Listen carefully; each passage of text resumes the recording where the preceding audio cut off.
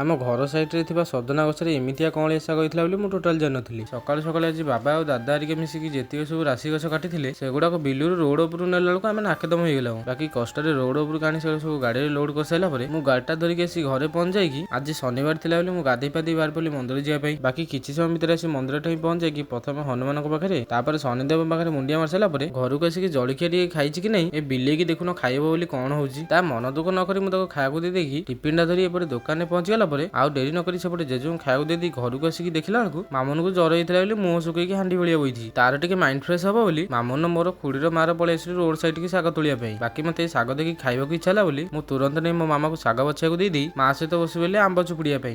କିଏ ସବୁ ଜାଣିପାରୁଛେ ଆମ୍ବରେ ଆମେ କଣ କରିବୁ କମେଣ୍ଟରେ କହିବେ ତ ନିଶ୍ଚିନ୍ତ। ଏପଟେ ଆମ୍ବ ଚୁପୁଡା କାମ ସାରି ସାରିଲା ପରେ ଖରାବେଳେ ଟିକେ ଅରୁଆ ଭାତ ଡାଲମାକୁ ସଜନା ଶାଗ ଭଜା ଆଳୁ ଚଟଣି ପେଟେ ଖାଇ ଦେଇକି ବାହାରକୁ ଯାଇ ଦେଖେ ତ ଏପଟେ ବର୍ଷା ଉଠେଇବାକୁ ପବନ କେଡେ ଜୋରେ ଆରମ୍ଭ ହେଇଗଲାଣି। ସେ ଛାଡ ବାବା କାଲି ହାଟକୁ ନେବେ ବୋଲି ସନ୍ଧ୍ୟାବେଳେ ଯେତିକି ସବୁ ଶାଗ ଆଉ ନାଉ ଗୁରାକ ଆଣିଥିଲେ ସେଗୁରା ସବୁ ଧୁଆ ହବ ବୋଲି ମୁଁ ଗୋଟେ ପାଣି ବାଲ୍ଟି ଆଣିକି ଭଲସେ ରଗଡି ରଗଡି ସବୁ ଧୋଇ ସାରିଲା ପରେ ଏପଟେ ବେଗରେ ଯେତିକି ସବୁ ଶାଗ ଥୁଆ ହେଇଥିଲା ସବୁତକ ସାଇଜ କରି ଥୋଇ ଦେଇକି ରାତିରେ ଘରକୁ ଗଲାବେଳକୁ ମାମା ଏପଟେ ଖାଇବାକୁ ଆଣି ଥୋଇଦେବାକୁ ମୁଁ ଆଉ ଡେରି ନ କରି ପେଟେ ଖାଇଦେଇ ଶୋଇ ପଇଲି ଆଉ।